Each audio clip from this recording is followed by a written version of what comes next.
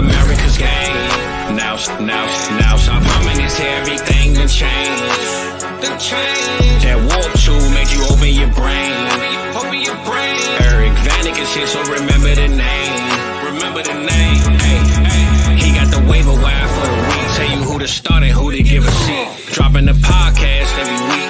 You know the knowledge is elite. After the show, we gon' hold a Lombardi. Celebrating like we throwing a party. This the blueprint and I know they gon' copy. Top intros always go the hardest, cause this is America's game.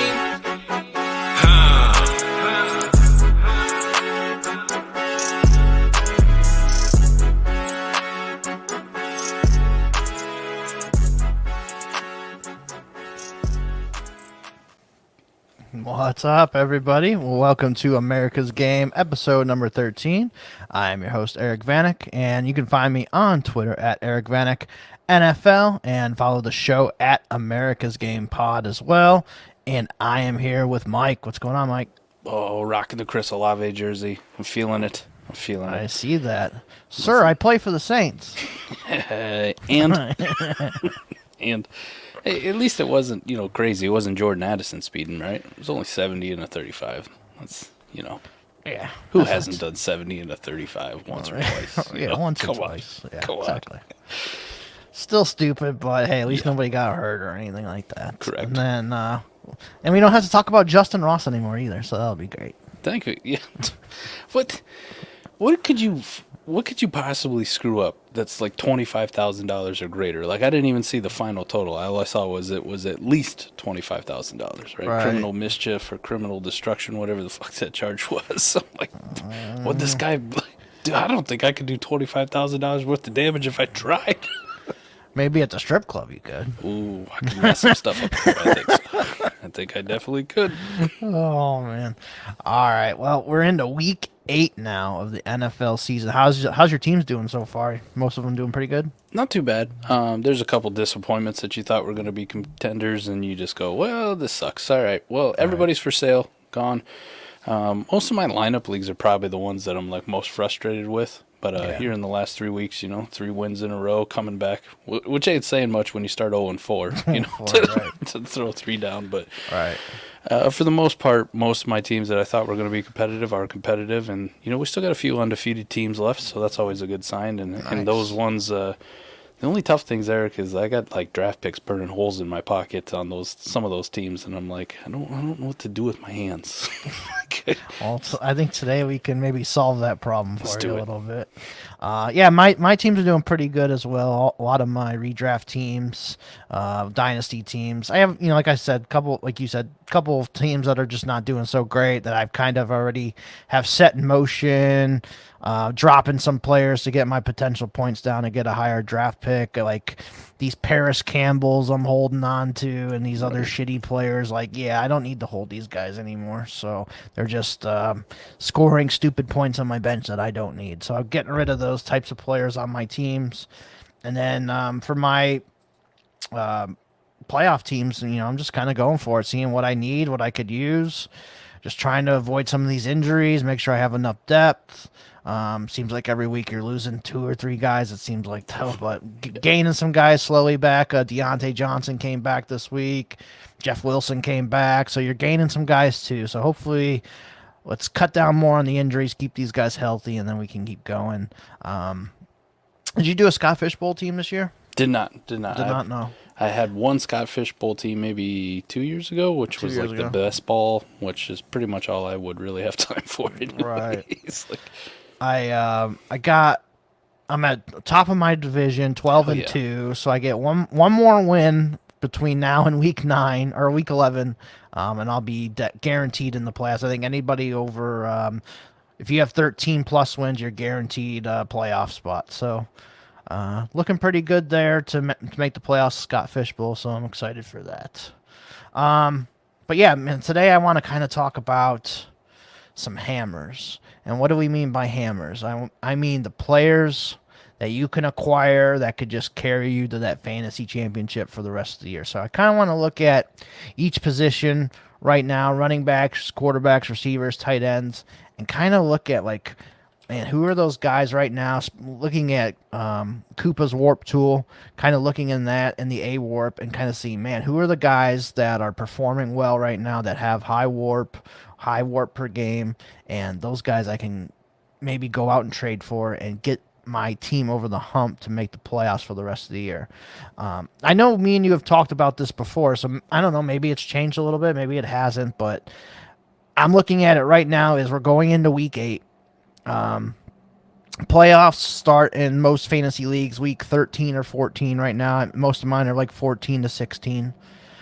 So if you're looking at it that way, we got 6-7 weeks left until the playoffs start. And I know you have said in the past that you like to hold on to those first round picks and whatnot until you get more information. You make sure these guys are going to be healthy and all that. Is that kind of what you've gone for in the past? This is actually the first year I've actually done that, right? In the past, I've always been that guy by, September 1st, I've pushed all my draft picks in. Gotcha. I'm going for it, right? Like, I want to be the first to market, or in the past I've wanted to be the first to market to buy those aging vets, to buy the Keenan Allens and the Mike Evans and buy the Raheem Mosterts in best balls. Anybody that I thought really had a shot that is devalued because we were in over the summer we're in peak rookie hype season, and a guy runs around in shorts and he looks good, and you're like, see, that's why they spent a first round pick on him. QJ's gonna go to the moon. Look at him. Look at these camp highlights. I wanted to be the guy buying the aging vets that everybody thought about. Mm-hmm. This has been the first year where I really held on to that liquidity just to stay as flexible as possible. Because in the past, sometimes you go wire to wire, right? Like, you build a monster team, but there's so much shit that happens. You talked about the injuries that pile up, and it seems like every week something's kicking you in the teeth. I wanted to have that ability where, week 8, week 9, week 10, whenever it was, I can go, oh, shit.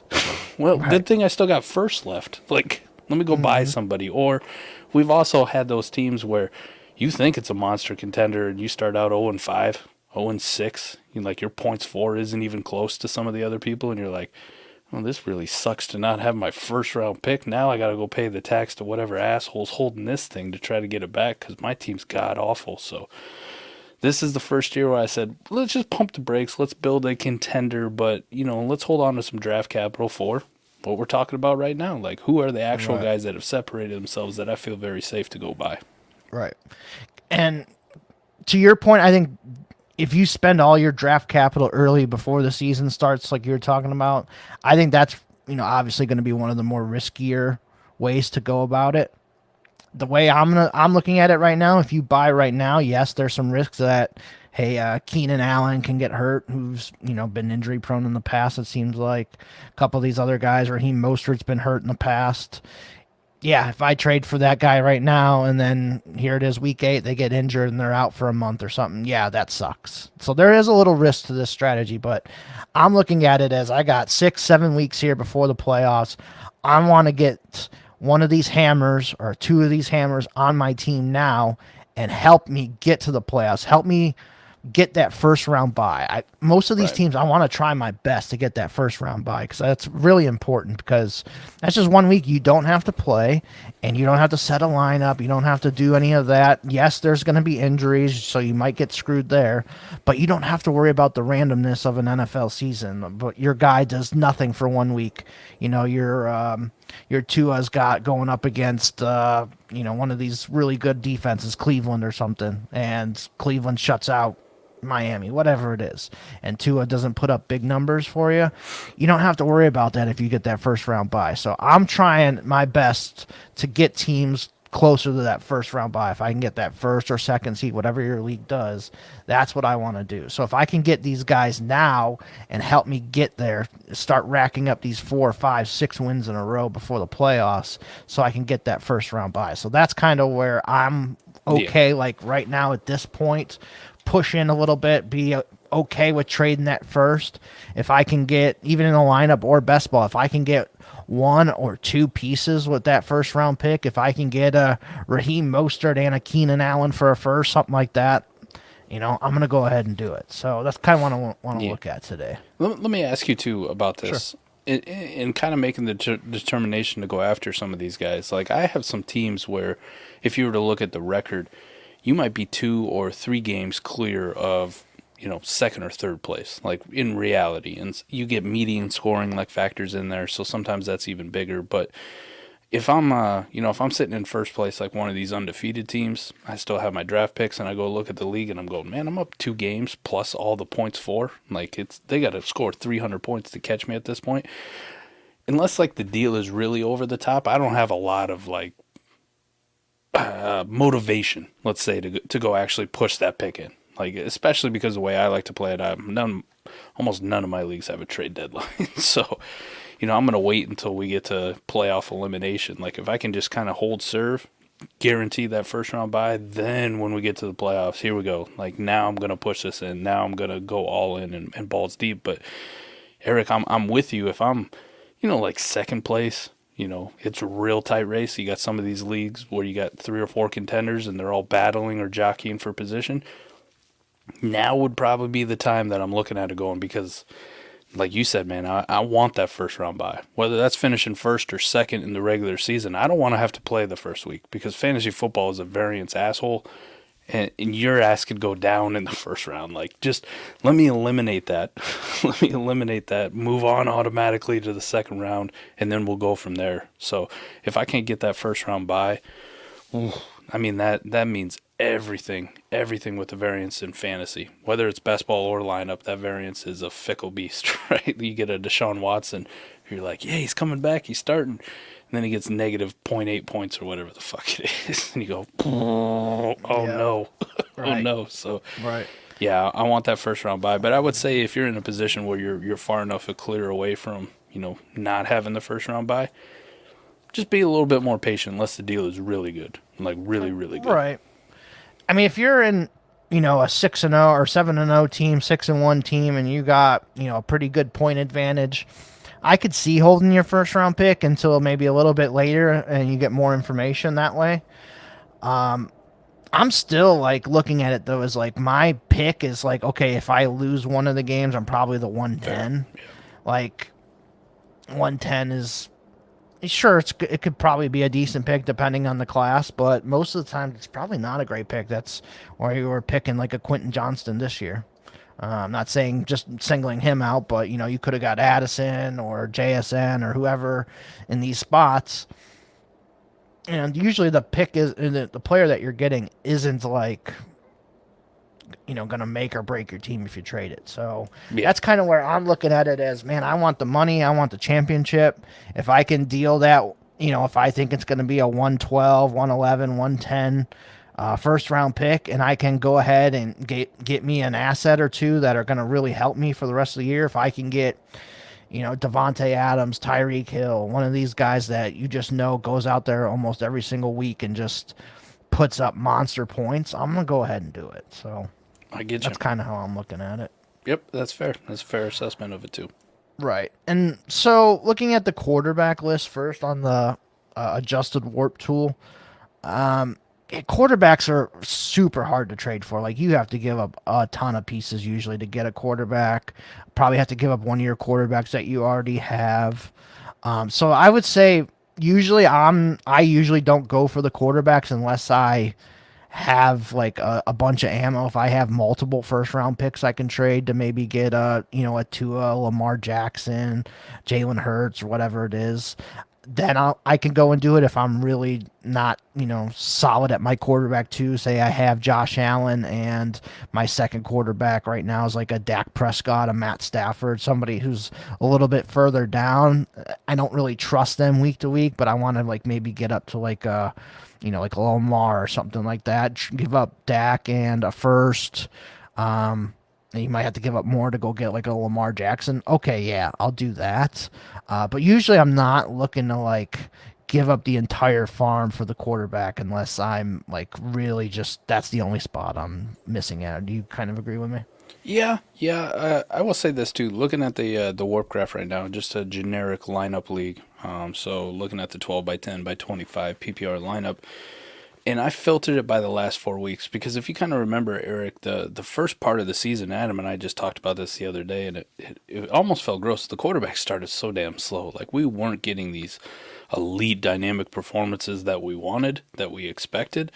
And in the last 4 weeks, for a lot of players, like the lines have kind of been drawn, right? Like the elite players have been separating themselves, and so much so, if you look at the last 4 weeks, so go get the Warp Tool, like go to South Harmon FF, sign up for it, so you can actually see this graph for your league. But there's 4 quarterbacks who've separated themselves from the rest of the pack, and like these would be the 4 and the only 4 that I would be targeting right now.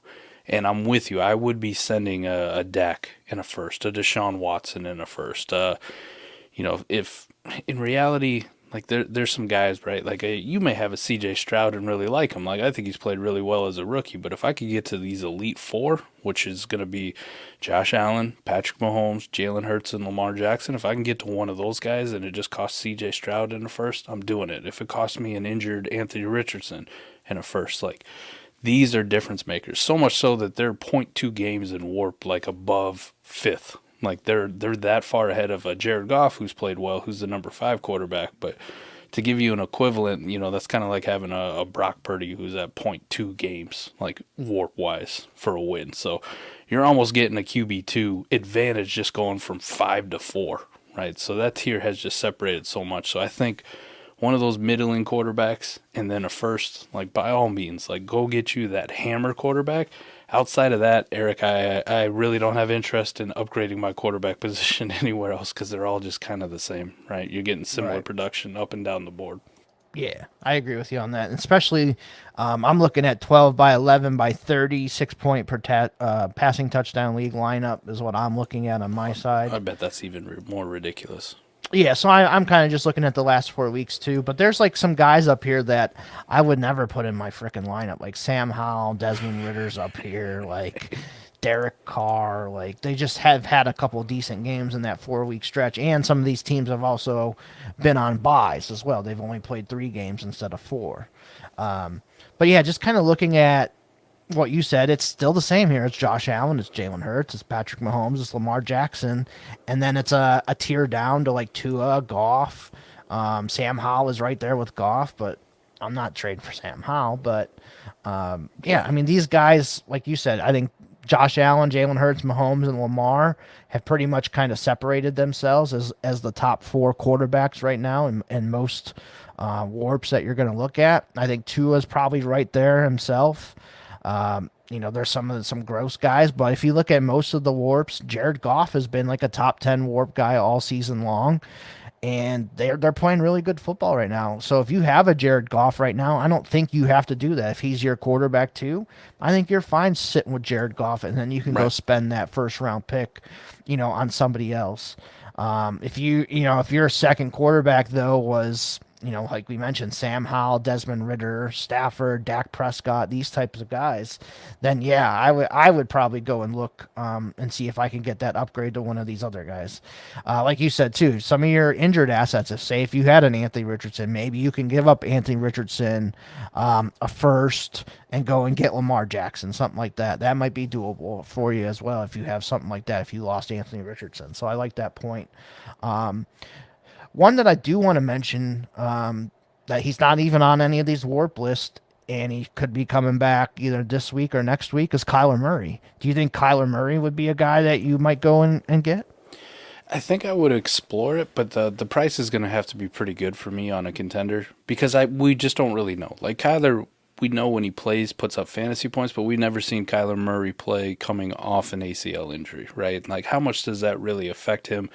And we know so much of his game is mobility, not just rushing yards, but that ability to scramble around and make stuff happen. So if he's lacking a little bit of explosiveness coming right back, like it feels like kind of a dangerous buy, right? You're buying a V8 engine that's running on 6 cylinders. Right? It's just not what you exactly expected. So I think you could explore it if somebody wants to, but if you really wanted to do it, that was the kind of piece where you had Kyler preseason, stashed him, and you're like, all right, now we're going to see if he has the potential to be a QB2 for me, but I still had other options and I was roster constructed correctly.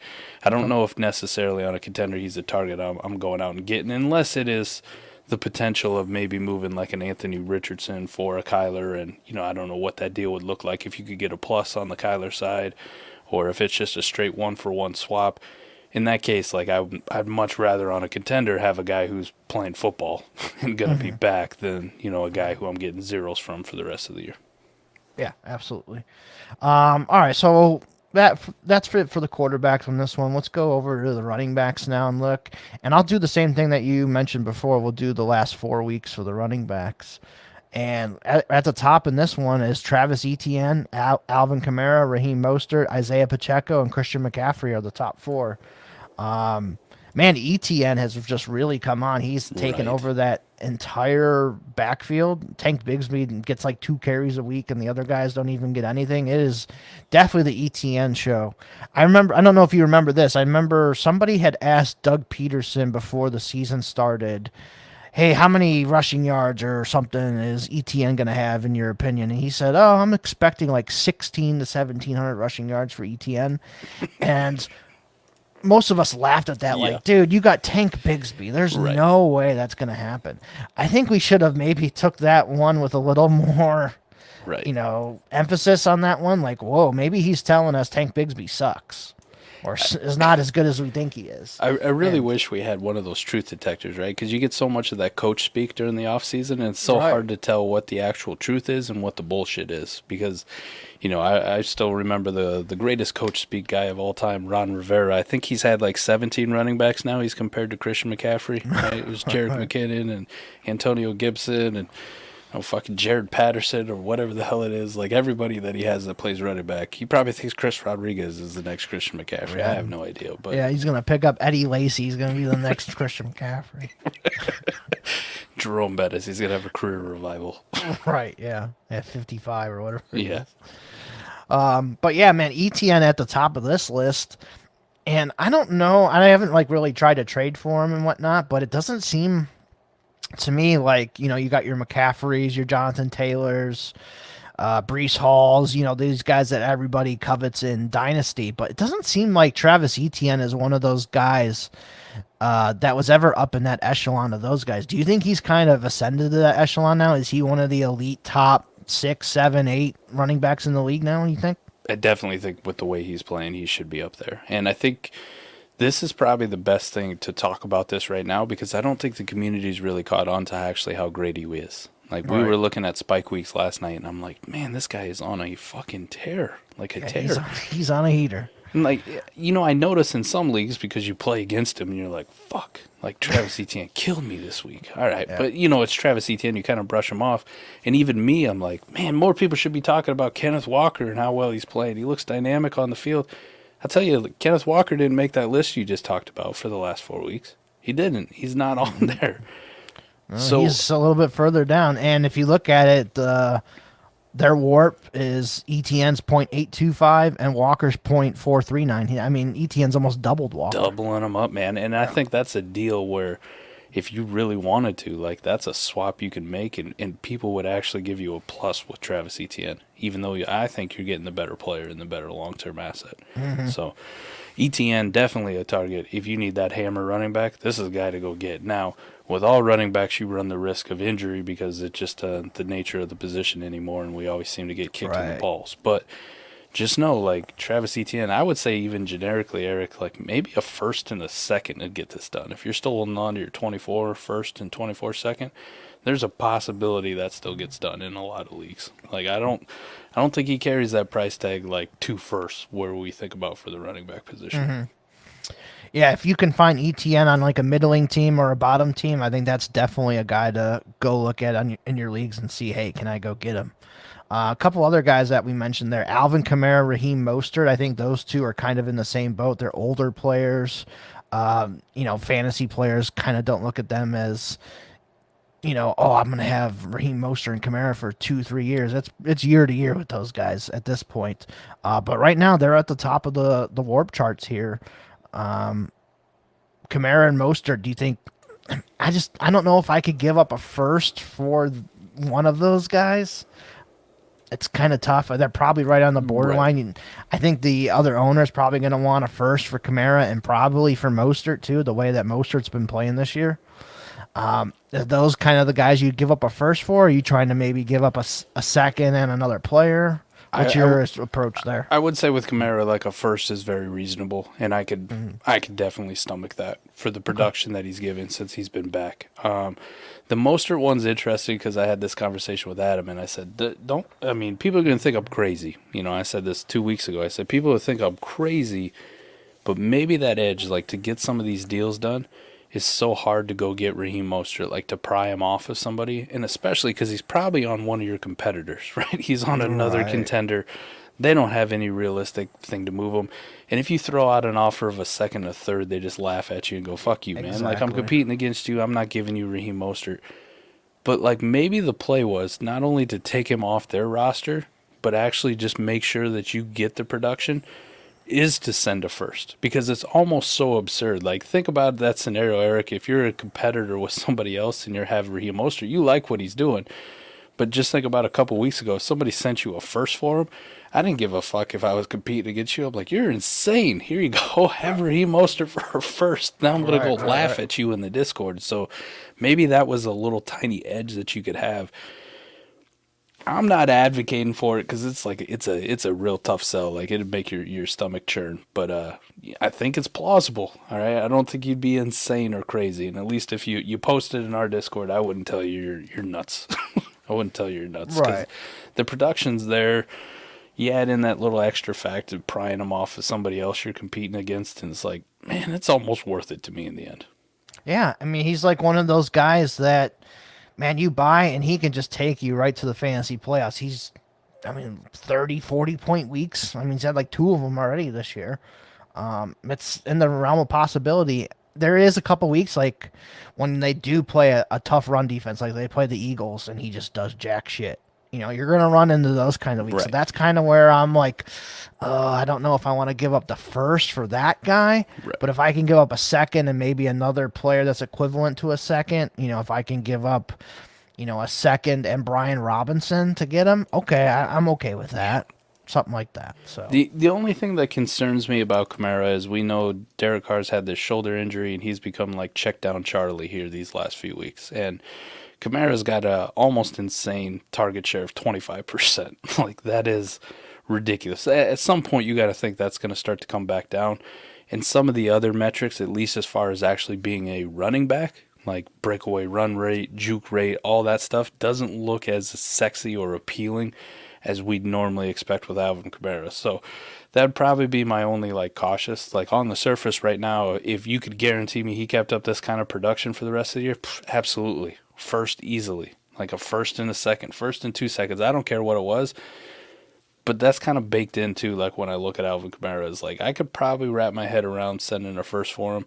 It's just some of the ancillary things just worry me a little bit. The warp is fantastic. The points per game is fantastic. But when you go look at the advanced analytics, you go, is 25% target share sustainable for this guy? Like, at some point, is Derek Carr going to throw the ball down the field? Or at some point, does Jameis Winston come in because Derek Carr's playing so bad? And famous Jameis ain't checking that thing down. He's chucking it deep to Shaheen Olave all the time. So it'll be interesting to kind of see where this goes. But I think it will regress probably more to that, like, 18, 19, 20% target share at best. And we hope the efficiency in the run game comes up. right. And I think I agree with you. If I'm like the 112, 111, probably in that range, to give that up for Kamara right now for the rest of the stretch run, I don't think that's a terrible move. So I like that. Obviously, Christian McCaffrey is probably the one running back. He's just not as high on here because he only played 3 games compared to these other guys that played 4.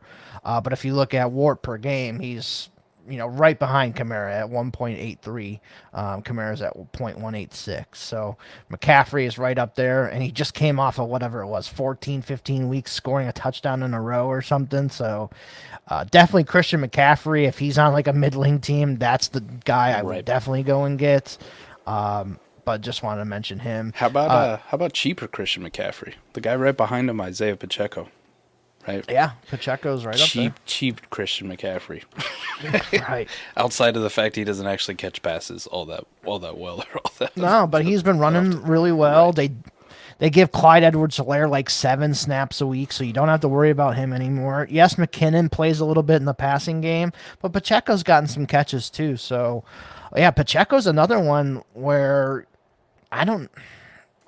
Is he in the 112 range, 111 range? You'd be I think he comfortable is. giving? I think he is, and it's a tough one to wrap your head around because of the whole seventh round draft capital. Chiefs, they always fuck us. Jerick McKinnon, he'll probably blow up during the playoffs, but the more and more I see it, the harder Pacheco runs. He sets the tone for them. They love him to death. None of those wide receivers are scary. Not a single one. I mean, Rashee Rice, like I have some hope for, but it's a Travis Kelce show, and then it's the Isaiah Pacheco show on offense, and that's an offense we know is good. It's an offense who's always going to be in the games, and they're going to play with a lot of leads, so they're going to be handing the ball to Pacheco as long as he's healthy. So I think a late first is probably in his territory. Now, I don't know if it necessarily costs that. Like, I'm going to start at 2 seconds or a second in a shitty running back, like you were mentioning, and we'll see if we can't get something done. But that's a guy, too, who may not be on a whole lot of contenders, right? He may be just kind of middle of the pack teams or, maybe some of these bottom feeders. So that'd be a guy I would go look to see if you can pick up. Yep, I like that for sure. Starting low, and then if you have to give up that 112, 111 to get him, I'd be okay with it. So I agree with you on that. Probably similar for DeAndre Swift, too. Yep. He's another one that's up here. Kyron's out on here. He's out for the next month or so. Breece Hall, he's still valued as one of the top dynasty running backs. So I think it's going to take a little bit more than just a late first to get Breece Hall. You mentioned Kenneth Walker. I do like Kenneth Walker. There's a couple guys here though that are higher on the warp list. Derrick Henry, Josh Jacobs, and Ramondre Stevenson. They give me a little bit of a pause. Are you kind of with me on that? Like those three, you don't really trust? No. Okay. It's because they're on bad offenses and offenses that are very sketchy. And we've seen they have some good weeks and they get a surprising win, and then we see where they look absolutely fucking horrible and the running backs don't do anything. So those will be guys that I would be attaching to deals to go get more consistent upside running backs, the Alvin Kamara's, the Isaiah Pacheco's, possibly Christian McCaffrey, like those type of guys. I'm not too interested in actually having those. Like, if I got them on my team and I can't move them, oh well, but I think you'd be doing yourself a disservice if you weren't trying to. Yeah, if I could go out and trade a Jacobs or a Ramondre Stevenson and tier up to ETN, I would do that for sure. Yes. Would you trade like a Jacobs or a Stevenson to get Pacheco? Ooh, I think you might actually get a little plus on the Pacheco side too, which would be insanely productive. But if you told me it was 1-for-1, I think in the end I would pull the trigger on it. I think I would. Okay. I think if my feet were held to the fire and I couldn't squeeze something out of them, some fab, a third round pick for a little extra liquidity, if it's got to be straight up, fine. Because I know that I'm getting the warp advantage. I'm getting the more consistent player. So in lineups, that's exactly what you want, is the consistency, best ball. I want the guy who's actually going to spike a little bit harder than some of these other Ramondre, Josh Jacobs types. Right.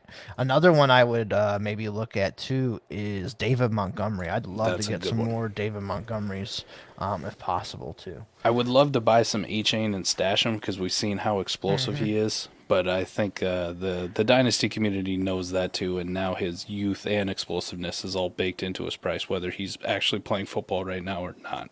Mm-hmm. There's kind of just looking at the more towards the bottom of guys that really haven't popped yet that we expect to. Tony Pollard's down here. He's only at a 0.304 warp, and he's down here with these, like Gus Edwards is a 0.27, James Cook 0.317 higher than him. Pollard would be another guy I would maybe try and buy low on too if I could get him. But what I really wanted to talk about, is there any guys down here in the bottom of the list that you think could be a potential league winner if you could acquire cheap that maybe hasn't hit what we thought they were going to yet? Man, that's a good question.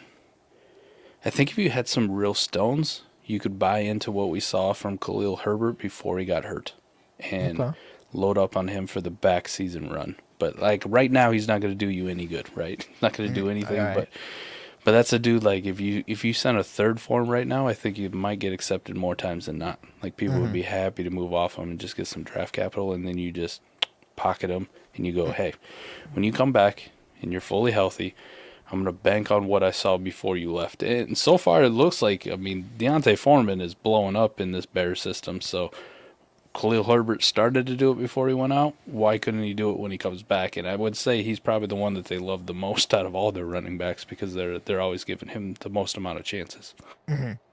I think another one that I see on here that I would maybe buy some is Joe Mixon. And that's not to say Joe Mixon has had a stellar season or anything, but I just think the opportunity is there. They just don't trust any of the other running backs. Right. And he's bound to get some bigger games going on here. He has that like 40 or 50 point game a year where he scores 3 touchdowns and 100 yards. We haven't had that yet, so that'll hopefully come up one more time. But yeah, I like Mixon on here. You mentioned Herbert. Eckler's down here, but Eckler's probably in the up in the higher echelon of guys you want to get. Kareem Hunt and Darrell Henderson are interesting to me, and those guys might only be for a few weeks. But I think Kareem Hunt and Darrell Henderson could be set up here for the next couple weeks to, be those guys that are up here like, getting you 0.15 warp per game, like these Christian McCaffreys and Breece Halls and Derrick Henrys and all these types are getting you right now. I think Kareem Hunt and Darrell Henderson could be guys like that. Aaron Jones is really down on here. I think he's just been not healthy, but Right. He's another guy who's older. I don't think you have to give up a first to get him right now, especially the way he's playing. You might be able to give up Brian Robinson in a second to get him. That's another one I would maybe look at. I think a possibility, too, is kind of like on your Khalil Herbert, is maybe a James Conner. Yeah. Kind of same kind of thing with James Conner coming back from his injury. But yeah, that's just a few of the guys down here that I'm seeing that I would kind of be interested in to, see if I can get a few guys. Like if you get, I don't know what to really think of him, but a point per carry league, I think Gus Edwards could be a guy that you could get because he's going to get 10 to 15 touches a game. That's a guy he's always seems reliable. He's going to get you 15 carries, 60 yards in a point per carry league. Hopefully get you a touchdown. He's always one that kind of seems like he's one of those types. Especially with Justice Hill, he hasn't been as good. Edwards is really all they got there at running back. So I kind of like Gus Edwards as a sneaky one. I would kick the tires too. I know Scott's gonna hate this one, but I'd kick the tires on Javonte Williams too. Like his snap share's going up, the carries, the touches are going up. So they kind of worked him back in, and this could be a guy where you've seen enough where you might want to buy low. Now, I don't know how Keep Trade Cut still ranks this guy, right? Because he carries a lot of name cachet. But you're talking like a second plus, maybe a second dart throw, like somebody who really doesn't actually have dynasty value. Like your lineup leagues, a second Marvin Mims, like that kind, by all means. Or if somebody out there, still believes in Jamison Williams, can I flip a JMO for Javonte Williams? Yeah, that's a good one. I wouldn't hate that one. So Javonte makes the list. The only thing I push back a little bit on you is the Tony Pollard one, and it's not because I'm an Eagles fan or a Cowboys hater, but we were looking at the spike weeks, consistency weeks for best ball purposes. And Eric, this whole Dallas offense is disappointing, right? From the quarterback to the star wide receiver to the running back, like they all have been subpar, and it's so hard for me to buy in. Like, is McCarthy actually going to change? Is he going to give up the play calling duties? Are they going to change from this Texas coast or whatever the hell he's calling it right now? I don't know, and I'd probably lean no. Like the guy kind of knows he's coaching for his job, right? If he disappoints again, right, Jerry ain't gonna have his shit. He's gonna be gone. So I think all the full control is still gonna rely on McCarthy, and the way he's had this offense going through the early part of the season is kind of scary to buy in. Even though people still really like those assets, we still really like Dak. We like Tony Pollard. People like CeeDee Lamb, and I think those would probably be the assets that I'd be trying to move off of why people still like them into actual things that are producing. Okay. I could see that too. I mean, like you said, Dallas has been really disappointing. I don't even think Brandon Cooks has over 50 yards in a game this year. I think actually it might not even be 40. He hasn't. I know he had a touchdown the last game before the bye. But yeah, Brandon Cooks has been super disappointing this year. Like I was figuring, I mean, that guy was like a walking 100 yards in Houston last year. And then this year he can't even get to like 40 yards with Dallas. And it kind of mind-boggling to me. But yeah, that offense just altogether has been very, very slow. He's got a season high of 36 yards. Yeah, that's what I thought it was. Okay. Oh my God. Yeah, he's been awful that way. Gallup's had a couple okay games, but he's also had like 12 targets and like 5 catches in a game, I think, too. Something crazy. 47 drops and just, right. Yeah. He hasn't been very good. Jake Ferguson's been really good on that team. We can talk about him in a little bit, but yep. Yeah, that's yeah, for the running backs. I do like the Javonte call a little bit because Samaje Perine is kind of just only in there on passing downs. They're not letting him run the ball. Jaleel McLaughlin isn't touching the ball as much as he was a couple weeks ago. So Javonte is getting a little bit more work. So I do like that call too. All right, let's look over at the wide receivers now. So obviously your top 5 are mostly who we thought they were going to be, other than one. Tyreek Hill is up there. A.J. Brown, Stephon Diggs, Amon-Ra St. Brown. I am very, very comfortable with giving up whatever it takes to get any of those 4. I'm with you. The 5th one on here is Adam Thielen. And you could have gotten that guy for peanuts at the beginning of the year if you could have saw this coming. Do I really trust it the rest of the year, though? Not really, but if you can get them cheap still, like if somebody just wants a second and you're a 212, 211, I don't hate it. If you can just get him for a cheap second-round pick and that's it, Adam Thielen, I don't mind it. That's a guy that you could, start the rest of the year. After that is DJ Moore. Then both Rams receivers, Cooper Kupp and Puka, Jamar Chase, and then Drake London is actually up here as well at the 10th spot right now. But do you agree with me on those top 4? Any of those 4, you're just whatever it takes? Okay. Those 4 guys are the elite of the elite. And think about it, too, like how that matches up. Jalen Hurts we were talking about good quarterback, right? Tyreek Hill, he was up there. He wasn't in the top 4, but good quarterback. Josh Allen with Stephon Diggs, good quarterback, right? Yep. Like these guys who are stacked. Jared Goff, surprising number 5 quarterback in Warp. Amon-Ra is the number 4 wide receiver. So good correlation between those, as those quarterbacks have been playing well and are the elite of the elite. Definitely go try to pair them with those wide receivers, or just go get the wide receivers in standalone value, because we're filtering out the last, basically 4 weeks, and we had, even if you look at just these last 4 weeks where some of these quarterbacks have started to play really well, the wide receivers in Warp Wire are just lapping the field, basically. They're the most valuable position so far through fantasy. So including some of these running backs we were talking about, like Christian McCaffrey, like the wide receivers have been those dudes. So these 4 guys in particular, and then I'm with you. Like if I'm on a contender, fuck that second, man. You can have my second. Right. You can have my second. Give me Adam Thielen. Give me Thielen. I got to love in Thielen. I really like, some of these older guys like Cooper Kupp, Thielen. Yeah. People don't value them as highly. I think Cooper Kupp is probably still worth a first. The way that the Rams they're just going to keep throwing the ball. Kupp and Nakua both. I'll do almost whatever it takes to get one of those guys. Some of these guys like Jamar Chase, you're going to have to give up the farm for. Pass on that one. Yeah. Drake London, I think he's gotten more consistent the last couple weeks. So I think his price has gone up. Right. The value's too insulated. Yeah. DJ Moore is one. That was a lot to do with when Fields was in there. It has a lot to do with one 230-yard game. Right. And 3 touchdowns. Right.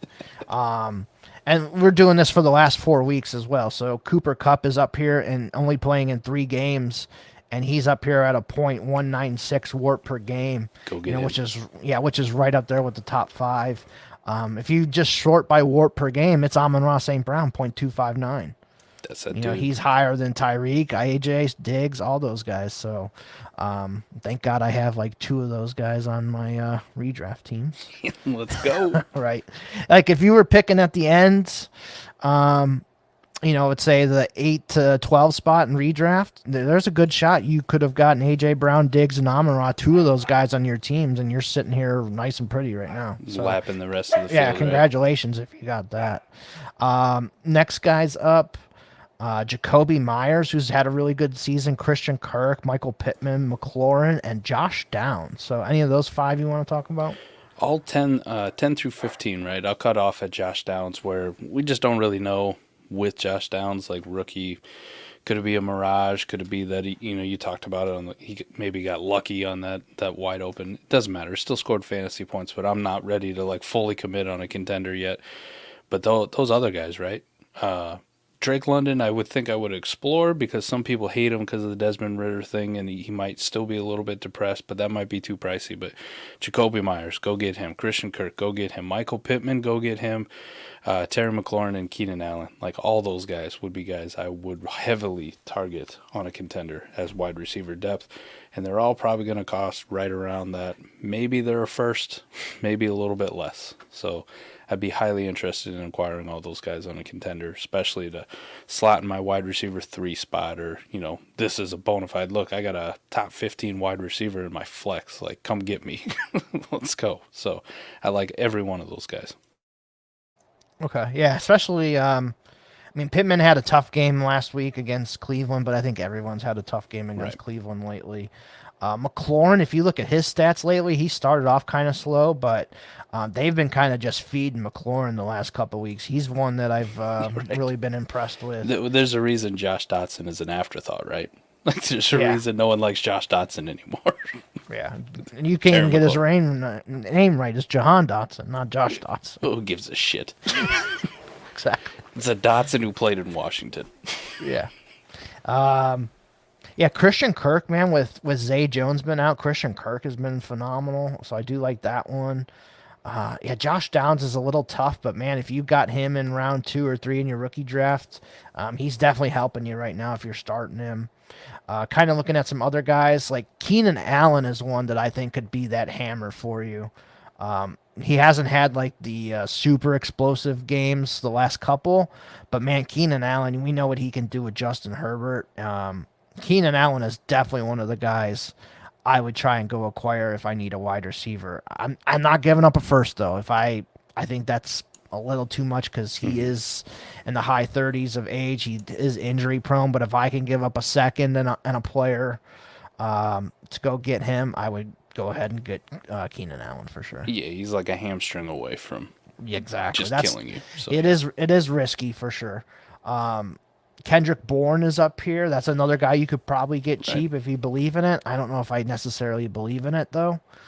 I just do by default because who the fuck else are they throwing? Yeah, they don't have anybody else, and I always get stuck on that. Like, man, it's on a shitty team. They don't, you never know who to trust, but he is the number one there, and it's like I always pass on that situation, and it seems like that situation is like, man, I should have just bought for that like random 2/3 or whatever, and just took it. It's the Carolina Adam Thielen thing, right? Shitty team. Like, I didn't think Adam Thielen was going to be shit. I knew Bryce Young was going to struggle a little bit because who the fuck they throwing the football to? It's like DJ Chark was your big sighting. Oh, boy. Right. But Adam Thielen's out here killing it, so why not Kendrick Bourne? And I guarantee he doesn't cost hardly anything. Right, exactly. Anything. Like, if you can get him for 2/3, that could be a guy that you can sneak in there cheaply. Chris Godwin is one that's interesting to me, too, because he's had a really good year. He has no touchdowns, though. And you got to think Godwin's going to get some touchdowns coming up here. Positive regression. Let's go. Come on, Baker. Right. So Godwin's one. Nico Collins, I know it's a guy that you really like. Yeah, he's very streaky and spiky, though, so that'd probably be a guy in lineup leagues where I'm kind of like, oh, I'm good, man. Like, because he'll have some weeks where he's outside the top 30 in wide receivers, and then he'll have weeks where you go, holy shit, why didn't I start Nico Collins? So I think that's one I'd probably avoid, and I'd actually go look for a Kendrick Bourne type or something that's pretty consistent. I have noticed, too, on Nico's like game longs, when he plays at home is usually when he has the big games, and away it's not as good. Ooh, so he's like the new Amari Cooper. Yeah, something like that. Another one that I kind of like too is where the hell was he? Oh, he's still way down here. 98th on the list that I'm looking at is Davante Adams. What do you think about Davante Adams? Been a tough couple games for Davante Adams, right? Yeah, I think without Jimmy, if Jimmy's in there, I think he's good. Without Jimmy, it hasn't been as great. I will say with Jimmy or Aiden O'Connell in there, it's probably good for him. With Brian fucking Hoyer, it's not. So, thankfully, it looks like no more Brian Hoyer. Yeah, It's like we won't have to deal pray. with that. So, yeah, that'd be one I'd go explore. He might only cost a first, too, on the back of a couple horrible games in the way it's been going. So Yeah, you might be able to get him for the 112, 111. Right. And that could be a guy that could just catapult you to the top of the Correct. standings, too. So that's one that's way down on this list, but he could be a guy that you could get. I mean, they said they're not moving him, but you go out and you acquire them, and then they actually do move them in a trade to a good situation, and holy Santa Claus shit. Right, yeah. You're moving way up. Like Kansas City's like, you know what? Here you go. Yeah.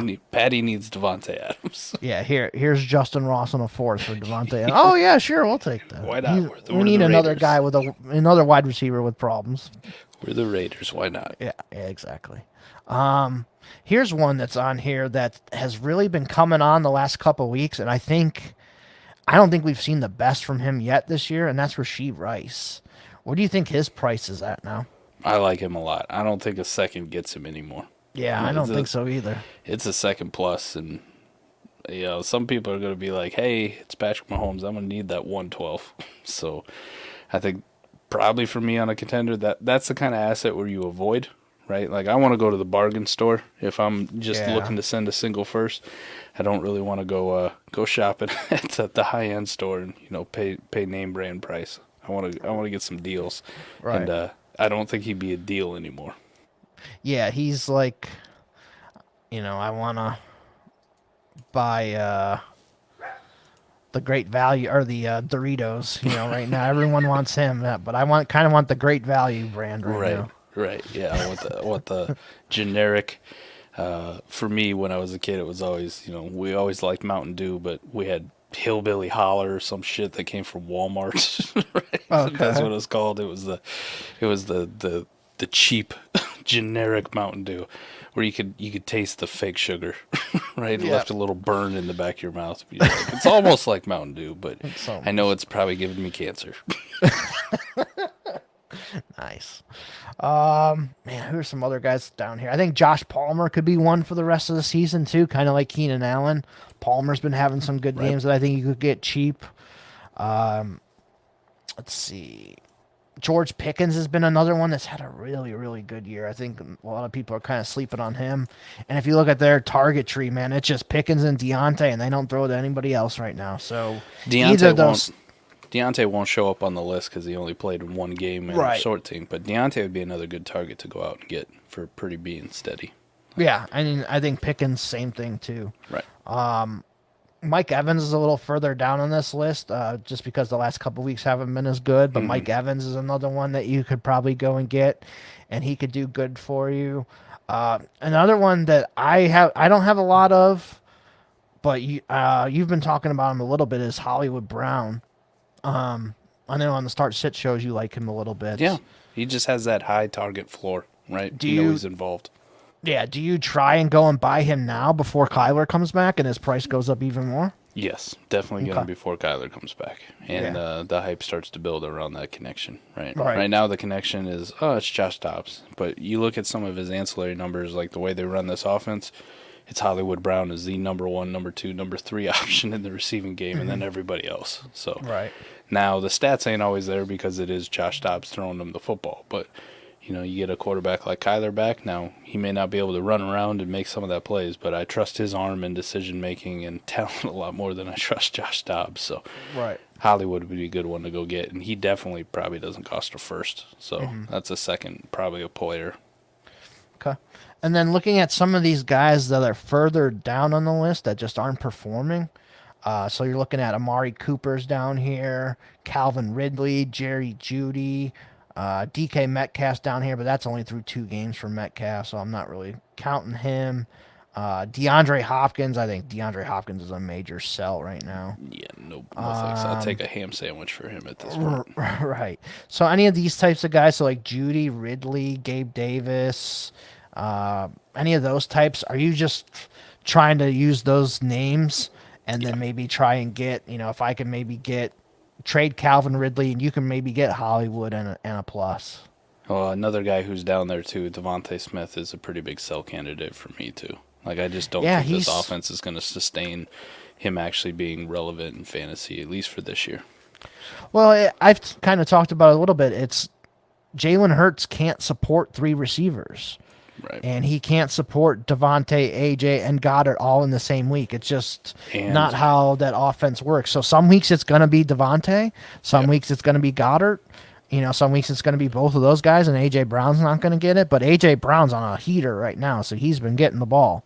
And then you add in Julio Jones, and that's why I kind of caution people on blowing all their fab on Julio Jones. Like, I mean, Jalen Hurts can't support 3 receivers as it is right now. What makes you think adding Julio is going to make him, even more? It's going to just dilute it even more. And DeAndre Swift's getting a top 10, and Swift too, top 10 target share for the running back position too. Like, that's something I don't think a lot of us thought was gonna happen, and now you enter that into the offense, which isn't as good as the one that was run by Steichen, as you can see, right? Like, Gardner Minshew has moments where that Steichen offense looks amazing. Anthony Richardson was blowing up. This offense this year, this edition of it, not as explosive or as good. It's still good. It's just tough to support all these targets. So DeVonta Smith still carries a shit ton of dynasty value. So if you had him on a contender, that's a prime candidate to tear down off of, right? To go get Keenan Allen, to go get, Keenan Allen and Raheem Mostert and maybe another piece like that. That's something that could get done where it'll guarantee you a title this year, and long-term dynasty value you take a hit. But that's kind of the smart move or the play where I like to sell those guys that aren't producing shit, but could actually help me win a championship. Mm-hmm. So I'm looking at it right now. DeVonta is at wide receiver 13 on Keep Trade Cut. Yeah.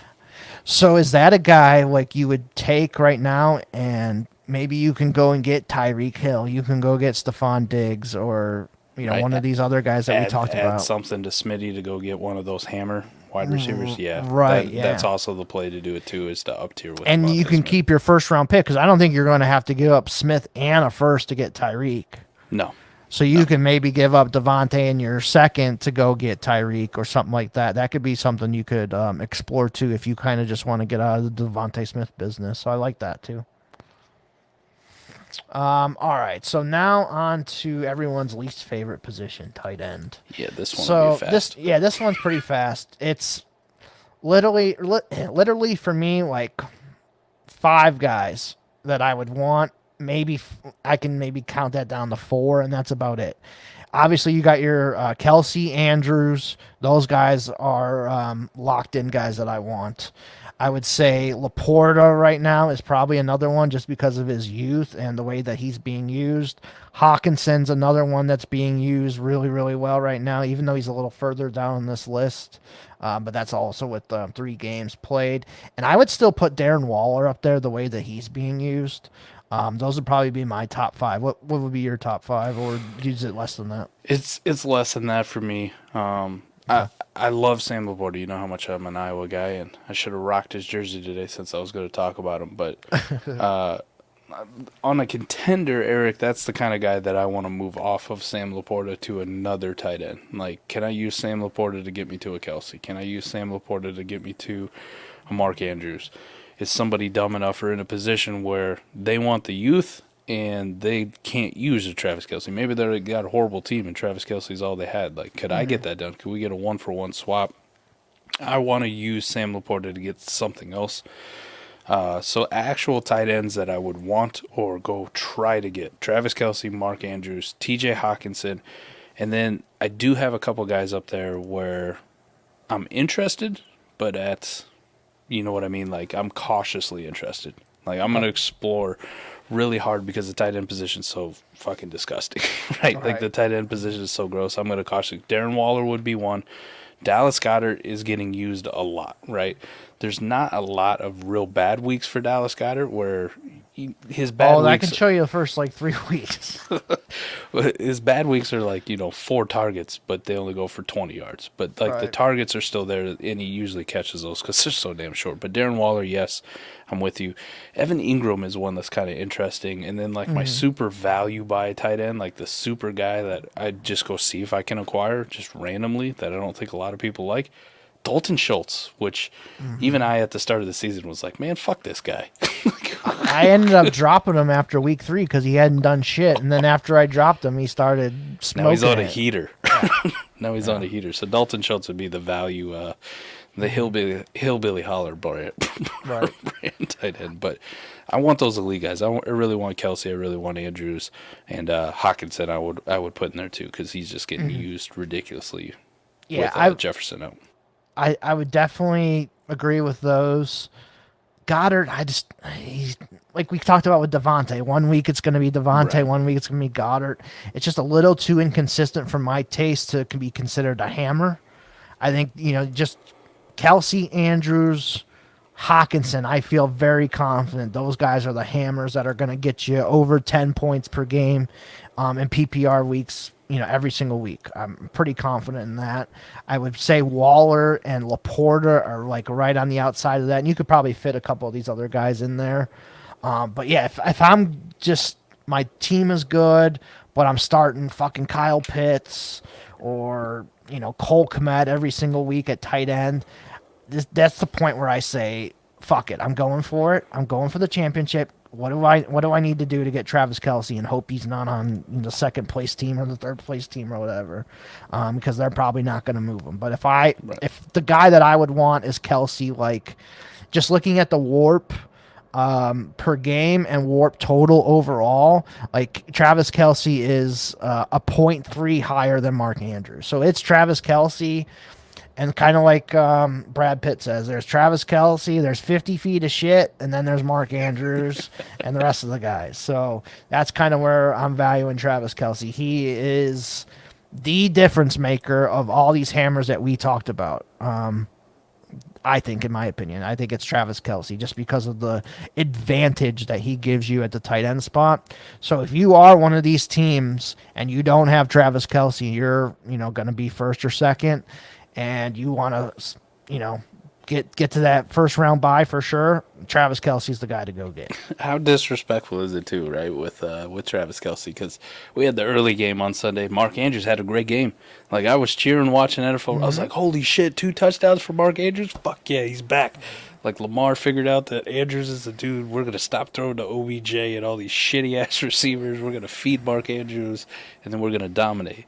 And you're like, he's well on his way to tight end 1 this week. Then Travis Kelce comes out in the afternoons like, check this, man. Yeah. Hold my beer. He puts up like A.J. Brown, Amon-Ra St. Brown numbers like almost weekly. And none of these other tight ends, like, Mark Andrews, I think he only had, 68 or 69 yards or something last week and 2 touchdowns. Yeah, that's fantastic. I'm doing a backflip for that. But Travis Kelce is constantly like high 80s into the hundreds most of the time, even sometimes even higher than that, and he's getting you like a touchdown. So like Kelce is just such a major advantage. If I had to pick one of these guys to be the hammer, the guy to go get, it's Travis Kelce. Absolutely. Yeah. Let's say that to get Mark Andrews was a first and a second, right? And the price to go get Travis Kelce is 2 firsts, right? Something absurd, which I don't think it actually probably is for a lot of people, but maybe it is to go pry him off somebody's team. Like you're 24 and 25 first. Travis Kelce is worth every bit of 2 firsts, right? Yes. And I would much rather pay the 2 firsts than I would to take the discount and pay the first or the second for Mark Andrews. Because I'm even at the it's point. difference maker.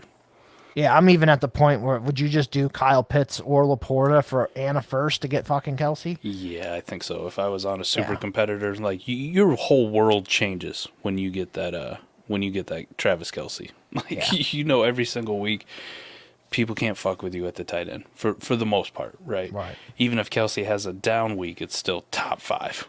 Right? You're still beating out half your league or better with a Travis Kelce down week, and a Travis Kelce blow up week. Even if somebody does have a Mark Andrews or a Darren Waller or Sam LaPorta, it's like tough shit. Right? I'm going to double, maybe triple you up as far as warp goes for the week. So, yeah, Travis Kelce's worth it to send a Pitts in a first or a Sam LaPorta in a first. Is it worth it to you if you have Andrews or Hockenson to go up to Kelce, or would you just say it's not that big of an advantage where I'll just sit? I don't think I would attach a first to an Andrews to go get a Kelce. Like I think I'm good. I think I just hold on to Mark Andrews, and then I'll go use that first to go try to get something else? Yeah, Okay. Raheem Mostert and Keenan Allen, right? Okay. Like you talked about getting the two pieces. Like, let me go fill two more spots. Let me go get a surefire RB 2-3 for my team. Let me go get a wide receiver 2-3 for my team. And I'm just going to overwhelm you with the fact that most of your values resided in one player, and we've seen bad shit happen and him miss time. And I still remember a couple of years ago, right? He was out with COVID, like during a crucial playoff game, fantasy playoff game. I think Adam had him against me that week, and he didn't have Travis Kelce, and then he took the L. So he was going to take the L anyways because his team was piss poor built. But I just like to rub it into Adam all the time. Yeah, I remember that too. I think it was like during the week is when he got it. It was like a Tuesday or a Wednesday, and everyone's like, "Oh man, can he clear in time? Can he clear in time?" And he just didn't clear it in time for that COVID year. I remember that. That was a pain in the ass. One tight end or a couple tight ends that are like down further on this list that I would maybe be interested in if I can't afford to go get a Kelce or Andrews. I do think Jake Ferguson is one that I would consider to go and get. I think with Dawson Knox's injury, I think Dalton Kincaid could be one of these sneaky guys who ends up being a difference maker here. He might start putting up, Darren Waller .102 warp per game kind of numbers. I could see Kincaid getting to that where he's a little bit of a difference maker. So Kincaid, I know it's probably going to be really expensive to acquire a Dalton Kincaid, but I think he's one. If you had him and you held on to him this long, he could be a guy that could sneak up these charts. But Ferguson and Kincaid are two of the ones that I like. I think Ferguson probably just because he's cheap, right? Like he doesn't carry some of that intrinsic value that Dalton Kincaid does. It's also the same reason where I like what Luke Musgrave is doing before Kareem Jackson, illegally hits him and knocks him out of the game. But again, you have that rookie value, that youth baked in, where not a lot of people really give a shit about Jake Ferguson. So that'd probably be the target for me if I had to pick between all of them, because it's the cheapest one. Okay, perfect. All right, man. Well, that is it for the Hammer talk. Are you ready to do America's favorite game before we get out of here? Yeah, we got some screwdriver talk now. Yeah. So kind of going off of what you were talking about earlier, when we just had our little Walmart conversation, kind of spurred this into my head. What's like your favorite pop or soda, whatever word you use? I know up here we use pop. Like it doesn't have to be like Coke or Pepsi. It could be other brands or something like that. What ones do you like? Well, I'm from the Midwest too, so it's definitely pop, right? It's all you Southerners. Okay. When you don't understand why it's called pop, leave one in your car and then come up here and during the winter. And you'll know exactly why it's called pop. Man, that's a tough one. I do have a lot of favorites, and I tried to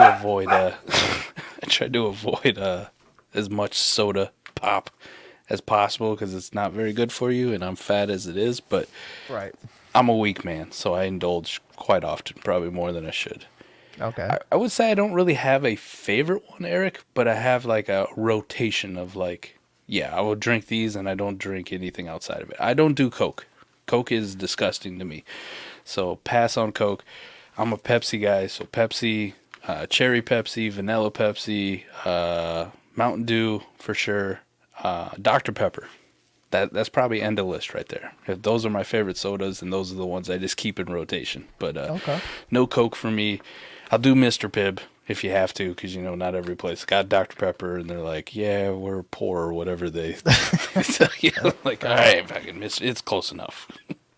All right, I can get with that. I honestly don't mind Pepsi or Coke, so I'm kind of on both sides. It doesn't matter to me. If I had to choose one, I do prefer Coke over the regular Pepsi, but I still like them both. I'll drink them whatever it has. I'm like you too. I kind of have a rotation of different ones that I like. The two that I've been really on the last couple years is Code Red Mountain Dew. Fucking love Code Red Mountain Dew. Love it. And Crush Orange. Fucking love Crush Orange. Crush Orange is good stuff. I just wish they put caffeine in the Crush Orange. You know what I mean? Because it almost feels like I'm not getting the full thing. It's like it's like doing a line of Coke if you knew you weren't actually going to get high off it. Like, who gives a shit, right? Like, you might as well just snort powdered sugar then. Right. I do like Dr. Pepper as well. When you mentioned that, that was definitely one that I really like. I do. I don't do it often. I usually do it with root beer floats, but A&W root beer. Oh yeah, Oh, root that beer stuff's float. great. Yeah, Yes. yeah. I don't ever those. buy. You got to be a psychopath, I think, to buy A&W root beer, and it's Just to not for drink. ice cream. Right. You got to be a psychopath.